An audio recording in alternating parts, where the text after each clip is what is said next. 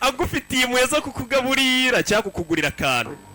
Nzanira ikawa reka nguherekeze ariko abagabo nta muntu bizere, reka nguherekeze iyo kawa uyikore turi kumwe. The FBI had some questions about Francis. Is there anything you want to ask me about? FBI itangiye gukora iperereza menye n'umugabo bimeze bite, ese hari icyo waba ushaka kumbaza? Connection? Did this happen because Francis was CIA? Ese byose biri kuba bitewe n'uko umugabo wanjye Francis yahoze ari wa CIA. Francis ari kubareba kuri kamera. The president's son trying to get to an ex-analyst. Kumba umugore kuyoka ngukumve aramurungira aramwahirira. Not just come to my office. Do you still take it with cream? Ese nkongeremo n'agasukari n'agaki. Hano ari kubireba kuri kamera ni cyakebe cyamutumye cyumva n'amajwi. Amushyiriyemo uburozi. Wouldn't you? Wakora buri kimwe kubw'umukobwa wawe sibyo? Umugore ari gutitira nk'umuntu ugiye kwica umuntu.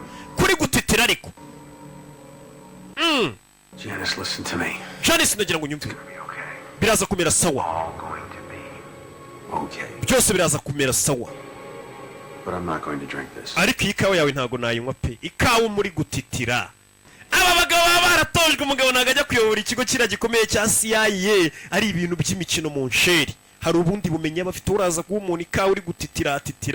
Akubwira ibyo umwana we washimuswe nturi kumusubiza ahubwo uri gukomeza umubwira ariko wanyweye icyayi. Kandi wapfushije umwana we bamushimuse yanapfa kanya kariko kose. Expect her to pull that off on the head of the CIA.